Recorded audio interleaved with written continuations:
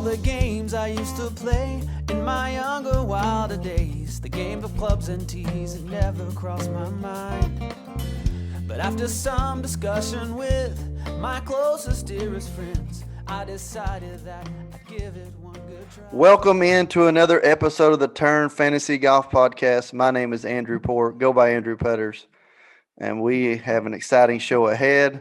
We got my usual partner, Joe Nicely from Rotoballer.com, and his cohort from the website, Spencer from Tee Off Sports. Is that right? Tee Off Sports, isn't that the handle? Yep, Tee Off Sports. There we go. All the way from the hot Las Vegas, Nevada. Joe Nicely, let's first get one thing out of the way. Rotoballer.com, Masters Week. What we got? Yeah, man, we got everything. We got a PGA DFS research station. We got a course breakdown that Josh Bennett's doing. Spencer can talk a little bit about his Vegas report that's on fire. We got a core four. We got a Bible over there talking about every player in the field. So we got everything you need over at Rotoballer. Head over there now. You can sign up for the rest of the season for $69. Use promo code NICE or use promo code TEEOFF. We also have weekly passes. If you just want to check us out for the Masters, you can definitely do that. But we hope you go there and check it out. Lots of great free content as well. And we're going to get you through the Masters this week. So, like I said, we got a guest on, our gambling expert from Las Vegas, Nevada, born and bred, Spencer, Tee Off Sports. How you doing, buddy? I'm doing great. It's a pleasure to do your show. It's been a long time coming, I feel like. So, thank you for having me on here, and it should be a good show for the Masters. Absolutely, man. Absolutely. Cannot wait. Favorite week of the year by far for golf. Not even close. Spring is finally here. In the South, we get birds chirping, sun's up. You get the dew in the mornings. That's just a great feeling, I think. So, but first, we got to take care of last week. We got to talk about last week, guys. Big week for a couple of things. Number one, we cannot just move right over Jordan Spieth. We've said he's been back, but he is back. What are we thinking, guys? Is he back? Yeah, without a doubt, man. We've talked about him a lot on this show, that he's back. We feel like we jumped on early in the year. We saw some great rounds from him, and everything came together last week at Valero, which we thought was really possible. And, you feel like he's back because of the iron play. This isn't a fluky, make tons of putts, chipping tons of things in. It's done on the strength of his iron play, and his irons are firing like we hadn't seen really since 2017, the last time he was in the winner's circle. So it makes you think it's real, makes you think it's sustainable, and makes you really excited for this week. Yeah. So, go ahead, Spencer. No, sorry about that. Like Joe and I were talking before the show got started here, and Spieth's performance, we'll get into the DraftKings pricing and everything, not to fast forward the show here, but, Spieth is going to be probably the most popular player on the board now based off of what he's done. And, Joe and I were having discussion of, what that does, should we be buying into this? What are our expectation levels behind this? And it's like, look, Augusta's where Spieth has always performed at. He won here in 2015. He should have won here in 2016. In 2017, he came 11th, 2018, third. And when we look at his results of what he's done recently, he has top 10s just littered across the board. He has his fourth at the Waste Management, third at Pebble Beach, fourth at the API. Obviously now the first at Valero. And Joe's 100% correct. The irons are what would make me believe that this is real. So, this isn't a fluke. Spieth is going to be here to stay at this point. And, I like him for the Masters this week. I think that we'll get into discussing his price a little bit later on, but you have to like what you see from him at this moment. Yeah, so just going away from stats alone, you guys are the stat guys. I'm the field player here. It just feels good with Spieth pinning it back on the game. I think one writer said this week that really with Jordan, all he needs to do is for his ball striking to not get him in trouble and let his sportsmanship and his will to win take over, along with his short game. Undeniably, his short game is the best when he's on. So, yeah, I cannot wait. That's the number one announcement, or one thing we can't just move over. I think I had Chris Kirk a top 5 this weekend on my heart play. Joe, Corey Connors, he's top 20. Maybe 17th, somewhere in there. Don't know exactly. Yeah, he was in there. He was in there. Big announcement for the Brook, our home club, Joe. Ryan Hall takes down what I call it earlier, the Haskins Award. What is it? Yeah, the Haskins Award, winning the tournament in Augusta, right down the street from Augusta National, actually winning in a playoff, which earned him an exemption to the 3M Open. Hey, I hear there's a place to stay up there. We know a guy that lives not too far from the course. Might be host home material. We're calling him out on the show. Host home material, just swish. So, but no, congratulations, Ryan Hall. We'll look into trying to get him on here. It shouldn't be too hard. Hopefully, we'll get him on the show soon. Talk about that playoff win, and oh man, it's awesome. It's a great feat for a local kid, junior at the University of South Carolina. Ryan Hall, great talent. So, y'all ready to talk about the Masters or what? Yes, I'm good to go. Okay, here we go. So, one thing we can't get by is what about this sweet hat we got on here, Joe? It's Masters tribute to the Masters. You can get it for us. Just DM the golf pod or at the Turn Golf Pod on Twitter, and we'll get you one, man. $25 plus shipping. We'll get it to you. There's limited. Yeah, we're also, we don't want to forget, Andrew, we're also doing a giveaway. You can enter all this week. You can go to our Twitter account to find out the rules on that. You just subscribe to the YouTube channel and just reply to the tweet, and we'll get you entered into the contest. We'll pull a winner out next week. That's right. So we usually start just at the top of the board. We'll usually start with the course. So nothing's changed since the fall, guys. This is the same Augusta we saw then. Unofficial yards about 7,500, a little under 7,500. We know we got lightning fast greens. We don't even know what they measure because they won't tell the public. This is, I mean, if you follow golf at all, you know Augusta National. So we'll skim right over that. Get straight into DraftKings, guys. So up top, I mean, I guess we'll have to break these down in two groups. Well, yeah, we will, because pricing is usually so spread out in this major tournament, especially with the limited field that we have here at Augusta, and the odd cut system they have here. So DJ, Rahm, De Chambeau up top, 11-5 to 10-8. This is the who's who. I feel like you've got Mr. Consistency, a guy that can win any time. And what you said earlier, Joe, before we got on here, the highest ceiling with the lowest floor. Joe, you go first on these top three. Yeah, man, I think you kind of hit the nail on the head. Can't go wrong with any of these three. I feel like Rahm comes in with the least amount of concerns or questions around his game right now. He's just been ultra consistent. His gain strokes tee to green in every start since last August. It doesn't come much more consistent than that. It's played extremely well at Augusta. We know that a major's coming at some point for him. Kind of the only concern with Rahm was the baby coming, and the baby came over the weekend. So congratulations to the Rahms on the little boy. So that kind of tossed that concern out the window. When you start getting into DJs, the defending champion won here in record-breaking fashion back in November at 20 under par. But hadn't looked great lately. One over in Saudi to kind of kick off the year, but only one top 10 in 4 U.S. starts this year. We know that he can flip the switch, but DJ's kind of looked un-DJ-like so far this year. And then you mentioned Bryson De Chambeau, man. We were talking before the show, and I feel like he's got the highest ceiling of anybody in this tournament. As far as just being able to go out and dominate this week, he can do it. But I also think that when you start looking at 10K and above, he's probably got the lowest floor of these guys. Definitely feels like you're gambling a little bit with Bryson, but pay off big time if you want to go there. Spencer, give me your thoughts on these three guys. I don't feel like you can go wrong. Rahm feels safe. Bryson feels like you're grabbing a ton of upside, and DJ feels like maybe if a defending champ can be a sleeper, DJ's maybe a little bit of a sleeper, Spencer. Yeah, I mean, I would probably let ownership dictate what I'm going to do. Like if I'm playing a single entry or a 3 max here, I might be more willing to go down the chalky road that's going to be Rahm. I think if you're playing in the millionaire maker, Dustin is probably going to be the least owned of the three. Rahm is going to probably carry about 15%. Dustin, 12, 13, and Rahm right now is trending at about 17.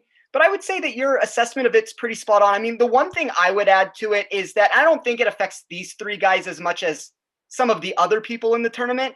But when we last saw this played, it was in October. We got much softer conditions. The tournament record score of 20 under par from Dustin. I'm not going to, I mean, I don't really have any skepticism from him, but some of these guys making their second appearance here, where their first appearance, they got the soft conditions. I think that that's maybe something to look into. I'd expect the course to be fiery fast, strokes gained around the green, 3-putt percentage, all those things are going to come into play. I run a model that essentially is a 2-year sample size of data. And, the further the year gets into play, the more I play this year than the year before. But Rahm is the number one player for me in my model pretty much whenever I run things. As you said, Joe, Bryson De Chambeau has the upside to crack this and run away with the tournament, I would think. But when we look at his results, he hasn't done that here in the past. He has a 34th in 2020, a 29th in 2019. And in his other two appearances, he didn't crack the top 20. So, I think something has to be said about he doesn't get to use his green book here. We know he's real scientific with it. Maybe that's something that has come to hurt him. Maybe he's trying for too much distance. And then, as you mentioned with Dustin Johnson, his form leading into this is not quite what it was in October. He hasn't come in the top 25 in the last 3 tournaments. His performance at the Genesis, where he came 8th, he probably should have won that and didn't exactly look right. And at least on Saturday and Sunday with that. And then when we look at his putting, he's 71st in his last 24 rounds here, or in general. And then 52nd in scrambling in my data. And then the one thing that always surprises me, he's just not scoring on par 5s. And at Augusta, you have to score on the par 5s and, avoid bogeys on the par 4s. And I worry a little bit about Dustin from that, but he's such an elite talent. He can turn it around at any point. Yeah, I love the fresh information here you're spinning at us. Stat after stat after stat. I like it. As for me, on every week, if I had to play a player here, it's going to be DJ, because he's just been a machine, a top 10 machine here. It seems like I remember sitting with Joe on the couch several years in a row, being like, man, if DJ just had made like 3 10-footers on the back 9, he wins by 2 shots at Augusta. And but he's always going to be there. But at the same time, you're paying 11.5. You probably could get better options by taking some of that money and spending it elsewhere. Moving down the next 3 guys, JT, Rory, Xander. This is an interesting group because you're getting 3 great talents at a discount compared to the first 3. Arguably the best player in the world, JT, or the ability to be the best player. We know the best talent in the world, Rory McIlroy, who's been there twice on Sunday and can't get it done. Xander waiting to break through on a major. Where we at on these 3 guys? You go first time this time, Spencer. This might be an unpopular opinion. I kind of like Xander in this spot. I think the consensus around him is that he's not playing very good golf. And I wouldn't necessarily say that is the truth behind it. Like when we look at what he did at the match play, he loses in the sudden death playoff to Sheffler there. The miscut at the Players is something that I'm not necessarily going to count against him. I think that tournament is extremely volatile. You get to hole number 17 there. Guys are going into the water left and right. And sure, the 39th at the WGC concession isn't exactly what you would be looking for, but I think we're getting a discount from him. We're going to have the least ownership in this range at least. Rory is always interesting in every tournament. His history at the Masters is about as good as it can be without a win. The one thing that would worry me is if this tournament does play fast, he hasn't won a tournament in his career at 12 under par or worse. Or I guess he's won at 12 under par. He hasn't won at worse than 12 under par. So that would scare me a little bit if I'm trying to, figure out exactly what I want to do with him. That's not to say we've seen him win tournaments before where he's 12 under par and the rest of the tournaments like 5 under par with it. So it's not to say that he can't, but I don't think this version of Rory is as good as it was a couple years ago. And then, Justin Thomas has the potential to dominate just like Bryson does. He hasn't always putted well at Augusta. He was 84th of 87 players here in 2019. That would be my one concern. But when we look at his progression at this tournament, he's bettered it every single year. And, last year he came in fourth. So, first, second, or third seems to be where we're moving with this. And Thomas has as much upside as anybody that's probably not named Bryson De Chambeau. Yeah, I totally agree with you, Spencer. Especially about JT. I think the upside's there. We've seen him get nuclear hot with the irons at concessions and at the players en route to that big victory. You can say a lot of things about Augusta. Obviously, need to score on the par fives. Obviously, need to scramble well. But I think it comes down to being a second shot golf course, kind of in the grand scheme of things. Approach play is very indicative of success there. And JT in the last 3 years ranks first in strokes gained approach and first in greens in the regulation in the last 3 Masters. So I think JT certainly feels like the safest play to me, right along with Rahm above 10K. And you do also have that kind of dominating upside. Rory's very intriguing, and Xander as well. I like where you're at with Xander, Spencer. It feels like he was really chalky back in November, if I'm remembering correctly. A lot of people were on that bandwagon, and it doesn't seem like folks are there this week. So it's maybe an ownership play for me with Xander, the type of guy that can just do everything well. We saw him finish runner up here in 2019. Had a T17, I believe, in November and didn't really play all that well. So we know he can handle this golf course. I'm with you on his miscut at the players, putting very, very little stock in that. And then Rory, obviously had a horrible performance at the players, horrible performance at the match play. But he's played unbelievably well here. 3 top 5s and 3 top 10s in his last 7 Master starts. Hasn't won it, as you mentioned, but this place brings out the best in him. So JT, I would feel comfortable, in pretty much any format this week, whereas Rory and Xander, I'm going to keep an eye on ownership, and we'll consider those guys in GPPs. Well, guys, that's a lot of information for those top 6 guys, but I'm just like every other week. I'm putting a line in the sand below Xander, and this is where I'm starting my lineup right here. These next few: Patrick Cantlay, Morikawa, Spieth, Reed, who knows if Koepka's playing, Finau, and Webb Simpson. This is where the money's going to be divided up in this group of guys right here. And I think we've already hit on Spieth a little bit, but we can talk more. I mean, it's possible in these single entry tournaments, he's going to be 40-50% owned, right, guys? Yeah, he's going to go huge ownership. I'm seeing him at around 25 right now, which is the highest on the slate. So yeah, Andrew, I think you're right. You start looking in cash games, single entry stuff. He's going to be way up there. He's going to grab not only kind of the hardcore DFS guys, but he's also going to grab a ton of the casual fans this week. So his ownership's just going to skyrocket. And Spencer and I were talking earlier. We feel like Spieth's game is there, and it feels like you want to roster Spieth. But you kind of almost feel like in a tournament like the Millie Maker, where almost that pendulum's almost swung to the point where you start wanting to consider fading him maybe, just because the ownership is getting up there so high. I believe he'll play well.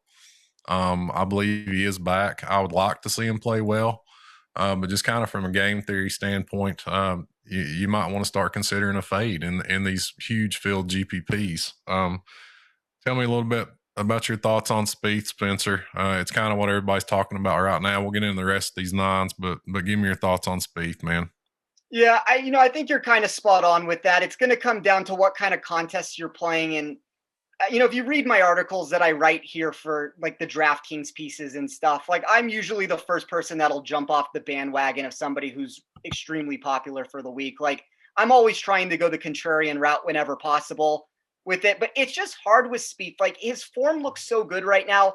The irons are dialed in. His short game for Augusta is exactly what you're hoping to find. Like, the victory has made this a lot more difficult. I think before the victory, you could take a guy like Cantlay, you could take a guy like Reed. A lot of those options would have carried a bunch of ownership also. And don't get me wrong, they're still going to carry their fair share of ownership. But Spieth has jumped into this 25% plus range in a lot of contests. Then, if we're talking about a millionaire maker where if we have 25% of people on him, like I don't know if it makes sense from a game theory standpoint. Like, I'd almost rather just look, pick somebody else, hope for the best, and maybe play Spieth in cash games or play Spieth in single entries or things of that nature. But this is not one of the spots where I think this is bad chalk. Like, this feels like good chalk to me, and somebody I am going to find a way to have exposure to this week, but it's going to have to come in the right situations. So are we talking that we can take this to one of two ways? One is we go ahead and just bite the bullet, play Spieth, and hope we get the right lineup, or we don't take him at all and hope he finishes 12th. And that kind of where we're at.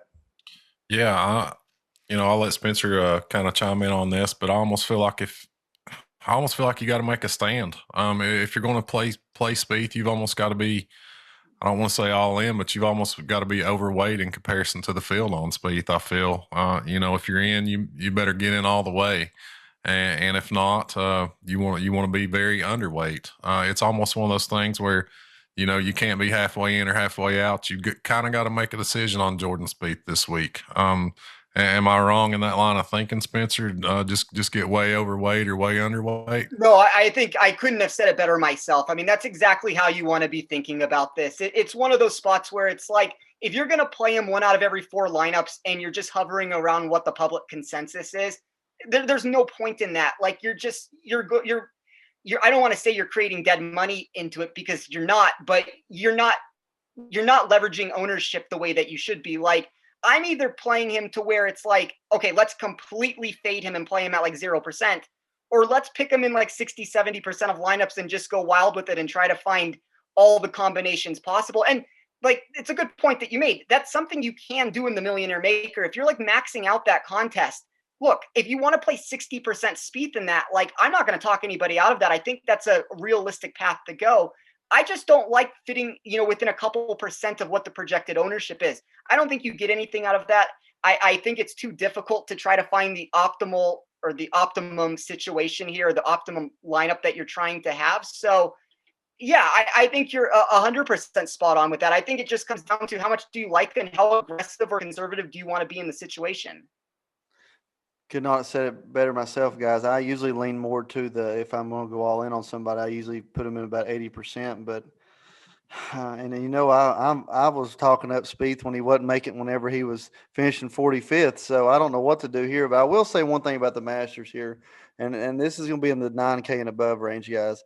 One thing about the Masters every year is there's always 1 to 2 guys that are like playing terrible and somehow are right there on Sunday. And what I mean by they play terrible up to the week of the Masters. And when I say terrible, I mean hasn't been in it. And I'm gonna name 3 names here in the most recent form. You're like, man, something's not right. Xander, Cantlay, top 5 Tony. Something hadn't been right in their game in the last, say, month and a half. Their finishes and things like that. But one of those names is gonna be right there on Sunday, I feel like. Just an observation using history with that, we saw a little bit of that with Lee Westwood out of nowhere, at the Players. The Players is well known for having people come out of nowhere to be up there at the leaderboard. And, Augusta's a funny place, right? I mean, guys that shouldn't be in there, all of a sudden, boom, they're there on Sunday. So let's move on down in the 8K range. Hatton, Westwood, Hovland, Sanjay, Berger, Sheffler, Matsuyama. Bunch of names to love here, guys. All the way down to Fleetwood, Fitzpatrick, Cam Smith. Bunch of names to love right here. Some have got great history in this tournament. Some do not have great history. One name that sticks out to me, tied for second, and I think if the course plays faster, it'll help him. Sanjay M. Tied for second in the fall. You guys give me your thoughts on this group of guys. Joe, you go first. Yeah, man. Just to kind of touch on there, right above 9K, Brooks Koepka, tons of questions with him. That's something I think we'll just have to keep an eye on as the week progresses. Certainly a high risk, high reward play there. And you mentioned Tony, man, at 9-1 there. Has been a beast at the Masters. Hasn't looked great in his last couple of starts, but I'm hoping that puts it in his ownership. Maybe gets us a little under the radar there with Tony. I was all in November, and I'll be going back to that well, even though there are the win equity concerns. But yeah, man, as you start getting down into the eights, Andrew, as you mentioned, a lot of interesting guys. Some maybe not a great course fit, some maybe with kind of questionable recent form, some with a little or bad course history. So there's a lot to dig into there in the eights. Hatton has yet to crack the code at Augusta National, even though he's played well basically everywhere else. Lee Westwood, we know experience matters on this golf course. I think course history is very important this week. Westwood's a two-time runner-up here. Had a runner-up at the Players, runner-up at the API. So I think you can certainly look at Westwood, although I was a little surprised by this price tag. Pretty stout price tag in what's an otherwise really soft scale. Hovland, we know, is a beast. There's concerns there for the short game with me. That kind of circles back up to Colin Morikawa. Similar concerns with him. I love the ball striking, but do worry about the lack of experience and the kind of come and go short game with those two. Sungjae, I was surprised by the runner-up in November, honestly. Kind of bucked a lot of trends there. Wasn't in great form coming in. In his Masters debut, which is this place is notoriously tough on first-timers, guys. So I was surprised by Sungjae in November, and I'm probably a little bit lower on Sungjae than most this week. He's actually been pretty spotty ball striking and around the green. In his last few starts, his numbers are lower around the green than we've seen them in quite a while. So I'm worried about this week where scrambling is going to be important. Berger, he's just a workhorse, man. You know, you guys both know that I really like Daniel Berger. A grinder, consistent. You like him on firm and fast courses. He's played well in his previous trips to Augusta. So they're in that range. Berger's sticking out to me, even though I always like Hovland, and I'm intrigued by Westwood. Give me your thoughts there, Spencer, and talk about some guys as we get on down the 8Ks. Yeah, I mean, if we start this with Tyrell Hatton, I would say that you're going to have to make a decision here. His form has been awful at Augusta. He has a miscut, a 56th, a 44th, and a miscut. You know, what that means to you, you're going to have to decipher on it. I don't really want to buy into that. I understand he's a top player in the world. It can turn around. That's not necessarily something I'm trying to buy into. Lee Westwood at 8,800. I agree with you, Joe. I'm very surprised at this price tag. You know, based off of a price standpoint here, he's one of the most overrated guys for me in my model. It doesn't mean that he doesn't have potential. You know, we saw him come second here in 2016. He's had a couple other, you know, pretty good runs here recently at the tournament, but that's not necessarily the path I want to go down either. You touched on the Hovland situation. His short game will always worry me when it comes to a really firm, fast test. We kind of saw that at Concession to an extent. Like, he competed there. He almost won the tournament, but he put up some really big numbers, and I don't think it's as easy to make birdies at the Masters. Like, you're going to be doing most of your scoring opportunities on the par five. So if he's finding mistakes and his short game falls apart, it's not that I'm not going to play him. I just think that it's a tough spot to go to. Sungjae, as you mentioned, his irons have been off. I think, as you said, he bucked the trend a little bit with his second place finish. Like, we haven't seen a guy win the Masters in their first try since Fuzzy Zeller in 1979. He almost did it. I think the soft test probably helped him out. Maybe the firmness helps him, as you said, Andrew, but I don't know. The irons are going to have to be there. And then if I'm trying to find two guys that I really like here, I also like Daniel Berger. To me, he's a top 10 player in the world every single week. He's underrated by the public. You know, in the betting market, there's places in Vegas where you can find him as high as 48-1. I worry that his short game could jeopardize his chances a little bit. We've seen him around the green struggle here and there. We've seen him with a bad 3-putt percentage here and there. But, you know, for the price tag you're getting a lot of upside there. And then the one name that I just keep finding myself going to is Cameron Smith at 8,200. You have the second here last year. And for as much as you want to maybe pick some holes into what that was, you also have the fifth place in 2018. And when we look at his recent form, he has 3 top 20 finishes in his last 4 tournaments. If we look at him from, you know, a metric standpoint, he's 11th around the green in his last 24 rounds. He's 19th on par 3 average, which I don't know. I mean, you're going to have to like not mess up the par 3s. And he's the number 1 par 5 scorer this year. Like, I ran a weighted model for him where he's 7th in par 5. birdie or better percentage, and that's just incorporating some of the stats from last year. But he's also 5th in birdie or better conversion percentage. So I think it feels like a really good spot for him. I know the ownership's starting to get kind of catch fire with him, but I think it's a spot where he has a chance to win this tournament. And he's also 48-1 in Vegas. And, that's a ticket that I punched earlier today, but that's just a spot that I keep finding myself going back to. Yeah, I'm with you, Spencer. I love Cam Smith. We talk about him a lot on the show. I was all in back in November when no one was on him, and he logged the T2. Now, 6 months later, going to be a very popular option, but it's tough to argue with him, man. This is his type of track. He can get up and down from anywhere. And like you said, the form's been really good. He's actually been playing really well with his irons, gain strokes on approach in the last 3 starts. Some really good finishes. The same can be said for Matthew Fitzpatrick, who's looked really sharp in the U.S. this year. Won multiple times internationally already, but hadn't broke through in America. But Matthew Fitzpatrick seems like he's coming. It seems like there's a win coming very soon. He's played solid in his previous trips to Augusta, so I think you can, right along with Cam Smith, you can look at Matt Fitzpatrick right there. If it's going to be firmer and faster this year, I'm not as worried about the lack of length for guys like Fitzpatrick. They're going to be getting the rollout on those drives. And we kind of jumped over 2 really, really good players, Scotty Sheffler and Adeki Matsuyama. Matsuyama's got great course history, kind of sluggish form this year, hadn't really looked sharp, although he continuously gained strokes on approach, and he's been an Augusta beast. So I think you can look at Matsuyama there. Sheffler has a ton of talent, looked really good in his Augusta debut last year, and almost won the match play. So tons of options to look at here in the 8s.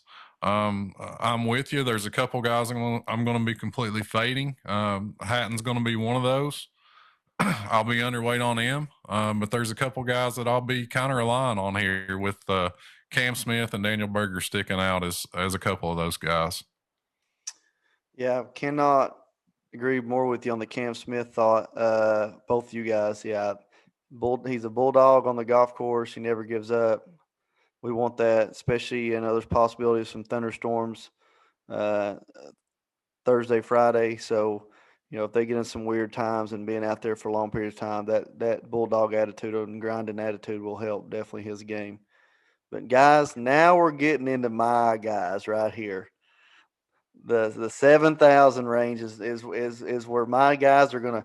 This is where the people I talk about every week. What heaven looks like to Andrew Putters.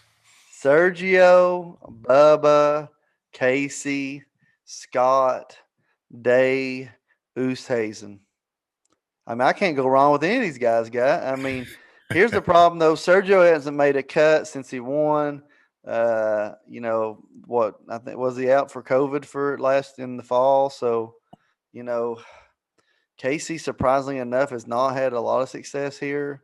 Yeah, we know what Adam Scott does. If it gets faster it gets, probably the more it plays into his hands. We need scores closer to par for Scott. I feel like. I don't know, guys. What's your thoughts on this range? I mean, we're all in. Are we just going to be auto clicking Oosthuizen every year here for like the next decade? Well, let me say one thing. Let me just backtrack this really fast here. I want to touch on something that Joe said about Matthew Fitzpatrick. Okay. And the one thing with that is the more difficult a course gets, the better Matthew Fitzpatrick usually is. So I really like where Joe's thinking there. We'll move forward now with that. I just wanted to just give Joe some credit there because I think that's a very stout point that he brought up. But as far as Oosthuizen goes, yeah, I mean, I'm kind of at this position now that every single time I run a model, he's a positive equity play for me from what I'm looking for. He has the short game. He's the putter that you want to see. I think Jason Day kind of fits that too. I don't think that comes as a shock to anybody that I'm going to come onto a show and talk about Jason Day whenever I get the opportunity to. But, you have those two guys. I think Bubba's probably overvalued. I think you get a little bit name recognition from his multiple victories here. Sergio, as you said, Andrew, he's missed the cut the last 2 times after winning it in 2017. Casey is going to be the extreme chalk in this range. He hasn't been good in the last 2 years. He doesn't have better than a 38th. He does have a 6th and a 4th in 2017 and 2016. My biggest concern when it comes to him is, do we really trust him to win a major when it comes down the stretch? And maybe that's more of a betting standpoint than it is a DraftKings mentality there. And you could have said the same thing about Sergio until he got the job done. But I do have some concerns of him being able to get the job done. And then, if we trickle it just a little bit lower in odds, like Abraham Answer is another guy who showed form here last year with his 13th. I don't know if he can maintain that. I'd be curious to hear what you guys think on him, but it is a really nice range here from like 7,400 to, if you want to say up to Sergio at 7,900, because I do think he has playability in spots, but it's a spot where, millionaire makers are probably going to be decided. If you can be correct on Scott or Day or Oosthuizen and, find one of these guys that gives you a top 5 finish, I think there's a lot of possibilities that you can gain over the field. Yeah, it's veteran heaven through there, Andrew. I know you're trying to figure out how to play all these guys. Well, I would say the point he made, I actually like Casey the least, and he's for my thoughts, especially I even like him the least even more if he's going to be the chalkiest of the chalk here. Yeah, that's the elephant in the room for me in this range is Paul Casey's ownership. Unquestionably, he feels underpriced to me, guys. I hear where you're coming from, but this price is just so cheap that it almost forces you to consider him. But that said, when his ownership starts getting up there to these Spieth lock levels this week, you're talking 20+%. In my mind, you have to start considering going all in or all out. Kind of like we mentioned with Jordan Spieth. I want to be really overweight on Paul Casey or really underweight on Paul Casey. Kind of the thing that helps, or there's some really good pivots there. My history with Sergio, Andrew, especially in this event. I had a really, really good week the year that Sergio won, and I had a really, really bad week the week that he hit 5 in the water. So, I actually like Sergio this week. I think the ball striking is there. He's showing form. He's a veteran that knows how to play this course, and it just kind of feels like his arrow's pointing up coming into this week. Whereas Bubba, I maybe feel like it's going the other way. I really liked his ball striking at the end of last year. Liked him back in the November Masters. Nowhere near as kind of excited and optimistic about his chances this week. Adam Scott, I was a little concerned about the ball striking, but he played really, really well at the Honda, which kind of has put me back on Adam Scott. Just a really classy player, a guy that we know can handle this golf course, has a tremendous record here. And same can be said of Day and Louis. Just veterans that know how to play this course, both shown some form this year. So certainly guys you can look at, and kind of getting down to where Spencer touched on that. Abraham Answer, Wally Neiman coin flip there is very interesting to me. Neiman missed the November Masters with COVID, but he opened up this year with a couple of runner-ups, and man, the guy just feels like a star in the making. Excellent ball striker. We know he's good off the tee. We know he's very good on approach with a short game that can come and go, but certainly has major championship type talent. Answer, I don't know that he possesses that type of natural talent that Neiman does, but the guy's classy from tee to green. The irons have been looking good. He struggled around the green to start the year, but that's certainly coming along now. So I think you can go either place there, especially if you're looking to pivot off Paul Casey. Yeah, and I think that, like, if I was to power rate this range from what we're looking at, and for the record, Paul Casey is the top guy for me in this range from an overall rank standpoint. I just worry about the ownership. I think there's other places to pivot. Like, I like Sergio. I like Jason Day. I like Louis Oosthuizen. I agree with you on Neiman. Neiman has the pedigree that can be somebody who competes here. Like, he has his miscut in his one effort. He was also, 21 years old at the time when he played the Masters. I don't know how much we can take into account with that. The kid's quite the ball striker with a pedigree that, can be a top 5-10 player in the world. And as you mentioned with Answer, Answer might be somebody that I might more so just from an ownership standpoint, he's 9%, throw him into some lineups. I don't necessarily expect him to win, but, in the same breath, I don't expect a lot of these guys to win down in this range. Like, I'm not necessarily taking Neiman expecting a victory out of him, but at 12% at a guy at 7,400, I do think he can give you a top 10 showing in a tournament like this. Yeah, and another interesting kind of note between those two, Spencer. I think Neiman, I'm seeing, if I'm right, let me know if I'm wrong, but I'm seeing Neiman like 50, 55 to 1, and seeing Answer 75, 80 to 1. So that kind of lets what, at least where Vegas has them as far as win equity goes. Yeah, you're correct with that. I mean, like, I think that's an important thing to look at when you are trying to piece together some of these things. Like, if you have really close tie-breaking decisions and you can't necessarily figure out which route you want to go with it, look, a lot of times these guys that are priced next to each other will be in a head-to-head matchup against each other. Sometimes you can look at it like that. As Joe just mentioned, there's various prices in Vegas where there's different numbers. Like, I've seen Answer as high as 90. I've seen Neiman as high as 75. There's lower numbers there, but pretty much any book you look at, Neiman is higher in his implied win probability with it. So I think when you look at those things, like if you're trying to find somebody with a ton of upside, I would say Neiman's the way to go. If you're trying to find somebody, who's maybe a little bit safer, that's going to give you a cut that you can get a 17th place finish from, Answer would probably be the guy that I'm going to pencil in there. And the one guy that I would like to talk about, I don't know if I'm going too far down now on the list. What are your guys' thoughts on Will Zalatoris?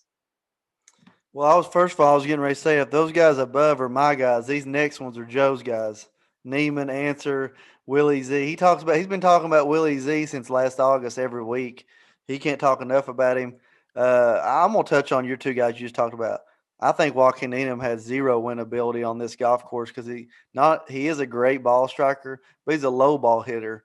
Low ball hitters do not naturally have success at Augusta. Same thing can be said about Answer. Not that he's not a great ball striker, but at times, and a good putter, but he just don't really, to me, have the type of game that has major success at this golf course. But like you said, we run faster conditions, so that might help. And like you also said, if you're looking for a top 10 possibility, Answer definitely fits that bill. I love Will Zalatoris on this golf course, though. Bombs away, Willie Z. Bombs away. Yeah. Not only bombs away, man, but the kid is an absolutely sharp iron player. Ranks 5th in this field in strokes gained approach over the last 24 rounds. Solid around the green, very good off the tee. We don't like to target first timers at Augusta National, certainly, but this kid's kind of been breaking all the rules, since a top 10 at Wingfoot, right? So I've been on him. I'm going to stay on him. Maybe not as heavily as normal, just because it is a first time situation for him at Augusta. But I just love the kid's game, man. I feel like he's a star in the making and a player we're going to be seeing for years to come on the PGA Tour. As we move on down, Billy Horschel recently won the WGC match play. Justin Rose, we know what type of pedigree he has, but there's certainly some concerns about him after a withdrawal at the Arnold Palmer and then meeting the players. Max Homa's having a career year, won at Riviera. We know he plays a very difficult golf course as well. Getting a second look at Augusta. So, Homa's a guy that I can see myself rostering this week down here as we get into the low 7s, high 6s. Matthew Wolff, I have absolutely no clue what's going on. If either of you guys got any thoughts to guide me on Wolff, let me know. But I'm out for right now until I see something. Molinari, we kind of wanted to maybe get behind back in November. If you remember, Andrew, we were a little bit early. He's played well in spurts this year, but with all this value that's available and all the quality that's available, I'm just crossing these guys like Matt Wolff, Molinari. I'm crossing them off my list, honestly. Tell me if I'm wrong. Victor Perez is a really intriguing pivot for me right here at 7. We got guys just below him and just above him that are going to garner a whole lot of ownership, and he's a guy that we've seen play well. Made it to the semifinals of the match play. We've seen him play well in Europe. Had a couple other good starts over here. So give me your thoughts on somebody like Perez as a GPP play, Spencer, and get us on down into the 6s, man. Some of these guys are going to be very, very popular this week. Yeah, I don't know. Like this range from maybe Harris English can turn it around a little bit to his early season form. other than that, I mean, there's not too many guys that I'm extremely eager to play. Like Homa, as you mentioned, would be somebody that I would consider. He's right now projected to be one of the higher owned guys in this range. That's not necessarily something. Victor Perez has the putting skills to maybe keep the form going that he showed at the match play. I'm out of Lowry and Molinari. I think you're getting a little bit of, they don't have much ownership with them, but you have the major championship pedigree that I think some people want to go back to. And I just am not quite seeing it. And then Matthew Wolff for me is almost every single week a guy that is just a fade. Like, I don't think he's as good as the perception is. And the one thing is that you always see him turn it around and then he keeps it going. Like when his form is bad, his form remains bad with it. So I'm going to be mostly out of this range. And then just to backtrack again really fast to something that Andrew said, because I thought it was a really good point. When he was talking about these guys that are high ball flight hitters versus low ball flight hitters, a guy like Abraham Answer here, I ran something in my model that's called distance to apex. So it's essentially just taking your guys on par 4s and 5s to hit the ball really high and long.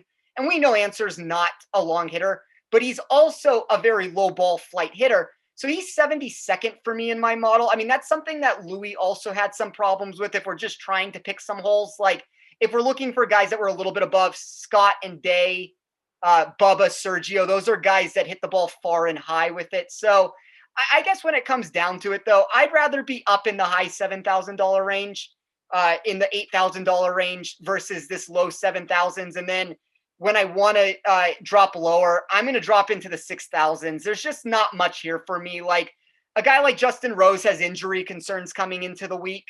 I don't know. Joe, I'll let you say the stat that you told me before the tournament or before we were talking about this for the tournament.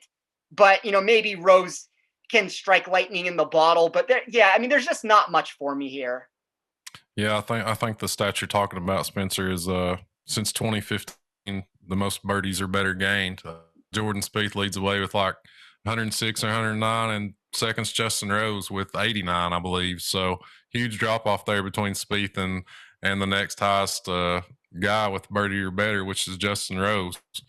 But yeah, there are injury concerns there. And I'm with you, man. I think there's a lot of fertile ground here in the sixes. We traditionally see this soft pricing at the Masters. Sometimes we feel we can take advantage of it. Sometimes we can't. This feels like a slate we can. A lot of people are going to be trying to take advantage of this Corey Connors price, man. Really out of whack, coming in at 6,900. Had a T10 here back in November and has played beautifully this year. Tremendous ball striker. Ranks first actually in this field in strokes gained ball striking over the last 24 rounds. Top 5 in strokes gained approach, top 5 in strokes gained the tee to green. So this Corey Connors price is ridiculous, and his ownership's going to be ridiculous as a result. So I kind of feel like this is another spot. There's a couple of hot spots on this salary scale, guys, where we're going to have to make some decisions. And Corey Connors is one. Paul Casey's one, Jordan Spieth's one. We're going to have to figure out what to do up at the top. But Connors is tough to ignore at this price. If you're looking at pivots, Kokrak, Andrew knows, is always intriguing to me. He's kind of a pet player of mine. I love his tee to green ability, but I do have concerns here around the green. He did get a start under his belt back in November, his first Masters start. So kind of glad to have that out of the way. I'll be looking at Kokrak this week, and then we start talking about veterans, guys, and how important experience is. I think you've got to, it's gross, but you got to look at Matt Kuchar and Ian Poulter there at 6,800, guys that, have kind of recently shown some form. Both guys played well in the match play, and Kuchar played well at Valero. Andrew, tell me about your veterans down there, Kuchar and Poulter. What are you thinking? Man, it's just hard for me to get back on the Kuchar train ever since he stiffed that caddy down in Mexico, man. I just hadn't been. He hasn't had a good vibe since, and actually, like you said, he has made moral reasons. Yeah, he has made a turn. Actually, here in the last few weeks, been playing pretty well. I love me some Leishman, but the recent form has just been really, really bad. A couple missed cuts in a row, maybe some like upper top 30s. Brian Harmon really, to me, don't hit it far enough to have success on this golf course. Woodland does, but you never know what Woodland's going to show up. One that really does, I mean, I know Ian Poulter's coming off like an 85 at Sawgrass or whatever he shot up in the 80s, but I mean, if the course is playing firm and fast, you gotta love Ian Poulter to dink around and make a bunch of pars and hit some par fives up and make some birdies. Really, then again, a name that's interesting to me, and I don't really know much about his game other than he's well known as CT Pan. Where we at on CT Pan? I've never mentioned his name in my entire life, but I want to get on him for some reason. Tied for 7th back in November, coming off a third at the Honda. Am I crazy to say CT Pan? Well, I mean, if I'm looking at where he is on my model, he's 55th overall. He's 57th in his last 24 rounds around the green. He's 69th for me in putting, 62nd on fast bent grass. Okay. I'm trying to figure out where maybe there's something to look at here. I mean, he's pretty decent in 3-putt percentage. He's in the top third of the field there, which is going to come into play. He's not for me. Like, as I said, some of these guys that had these big performances in October, I'm willing to look the other way on them to an extent. Like, I'm not going to do it with Dustin, but with a guy like Pan, it's hard for me to go down that direction, where I do think there are other guys in that range that maybe possess a little bit more upside. Okay, Yeah.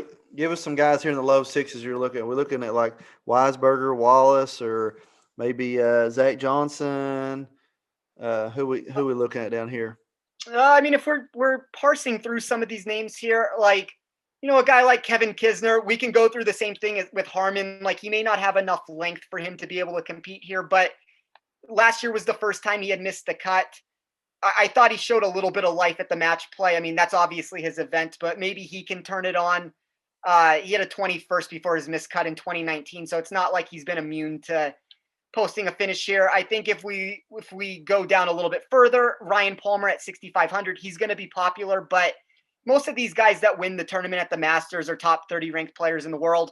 Palmer's ranked, I believe, he's in the top 30. He's like 27, 28, 29 in the world with it. And, he's being priced as a guy that's nowhere near that range here. There are concerns with his short game. And then the one guy for me that I am really interested in, and he's going to be making his debut this week, would be Carlos Ortiz. And that's just because of his short game. Like, we saw it at Concession. It was a really fiery course there, where you had these undulating greens where the balls were, rolling all over the place. And Ortiz came out and gave a 15th place there. And I think when you dip down into this range, like, you're not necessarily, I think you're past the point of win equity for the most part with this. But Ortiz is somebody that at least has some upside to where I'm going to bet him to be the low debut here.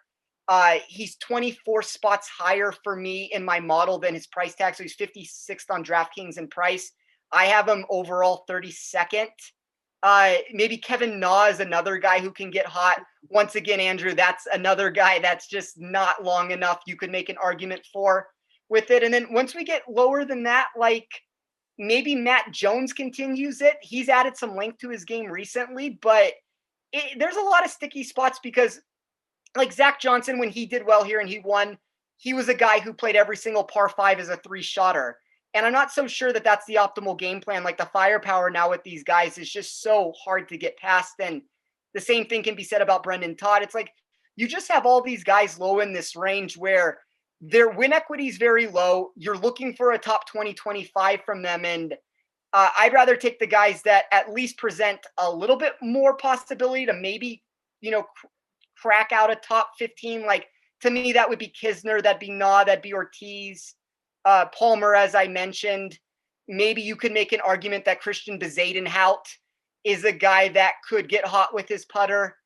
But I'd be curious to hear where you guys are thinking of going. I got the play down here, boys. Let's hear it. Siwoo. Siwoo's another guy. Yeah. 6,700 Siwoo. A couple top 25s here in his last 3 Masters starts. Playing much better since he went with the kind of the Harman coaching crew there. Man, he's kind of, I don't know if you guys ever seen Bull Durham, but he's kind of one of those guys with $1 million arm and a 5-cent head. But I feel like if if he's playing well, it kind of breeds confidence in Siwoo, and he's been playing well. So I really like him this week at 6,700. Certainly a guy that sticks out to me here. And a guy we saw play well last November and pop up again last weekend at Valero, just kind of a ride the hot hand type of play. Sebastian Munoz there at 6,600. Had a T19 here back in November. Hasn't played well this year, but he's the type of guy that's very streaky, can get hot, and maybe last week at Valero was the start of something for Sebastian Munoz. And I very, very rarely roster him, but I feel like he's worth noting at this price, just because he's just really prodigious off the tee, and that's Cameron Champ.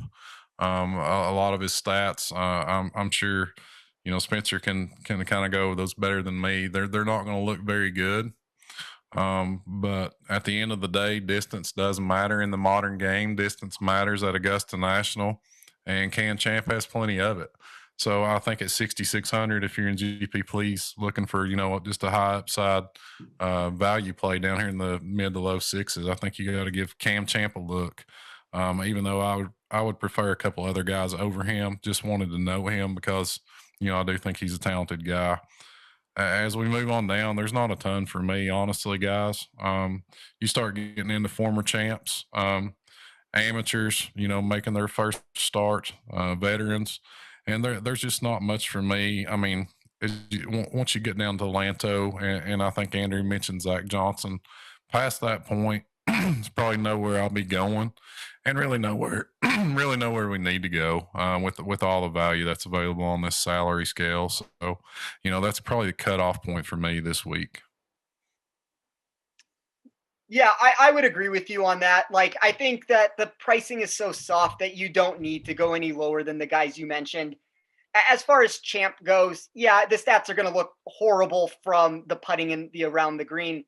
The one thing he has going for him is that the power is the great equalizer here. At least he has a skill set that if he's able to hit a bunch of greens in regulation, maybe he gets hot with the putter. He can turn this around. Munoz is another guy who's a streaky player that has upside, where if you're looking for a GPP dart throw, I don't mind going there. And Siwoo, kind of the same thing can be said around him. He's a 10th for me in strokes gained around the green. He's 15th in par 4 average. And he is another stat that I ran this week that I kind of like is I did a weighted par 5. So it encompasses so when I ran all my stats for the most part, I didn't just do par 5 birdie or better percentage. I tried to encompass multiple stats into it because the Masters is a tournament where you kind of need everything to compete. So when I looked at par 5, I looked at par 5 birdie or better percentage. I looked at proximity from over 175 yards. And then the one that I liked is par 5 going for the green percentage. So these are guys that are trying to get to the green in 2. And I think with the Masters and Augusta being a venue that you're going to need to score on when you get to the par 5s, especially when you get to the back 2 at 13 and 15, Siwoo for me is 20th in that stat. Munoz is 22nd, and Champ is 10th. And Palmer's 8th if we want to, just go a little bit lower. So those are guys that are going to give themselves scoring opportunities. And I think for a GPP, sure, they might implode at some point in this tournament, but they at least give you that skill set that you're looking for to score and make a run up the leaderboard. Could not agree more.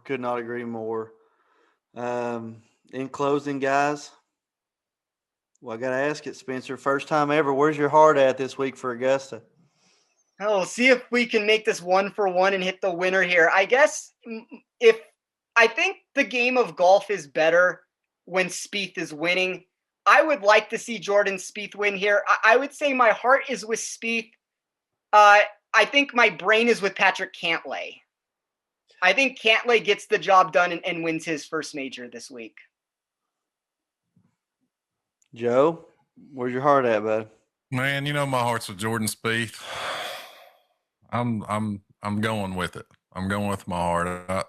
I think there are arguments to be made as far as game theory with what to do with Jordan Spieth this week.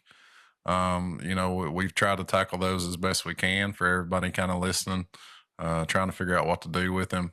He's going to be extremely popular, but we've talked about it. We've wanted this moment for 2-3 years, Andrew.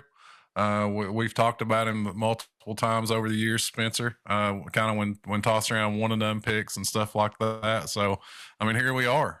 We've waited on it. One last week at Valero has looked great. All the arrows are pointing up. So, my boy Jordan Spieth, the Heart Play of the Week.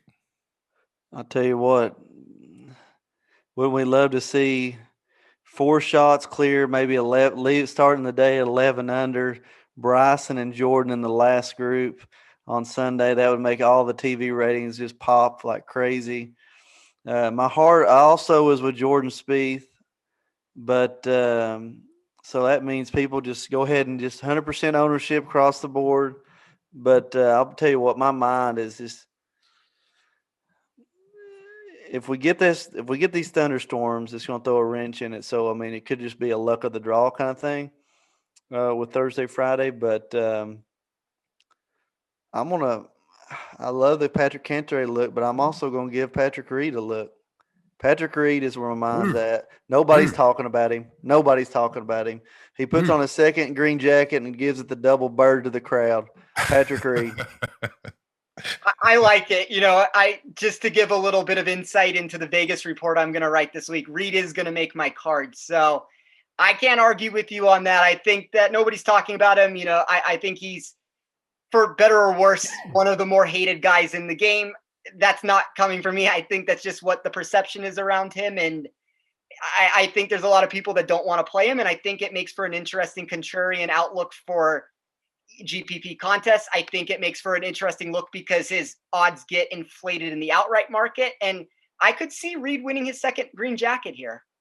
Yeah, the most Reed thing ever would be for him to beat Jordan Spieth coming down the stretch on Sunday and just crush everybody's soul. I mean, that would just be a classic Reed move. So it could very well happen. Good call, Andrew. Yeah, and then say I'm the real Texan in the crowd or something like that, some little line like that. Let's keep DJ in mind too. I feel like everybody's kind of down on DJ, defending champion.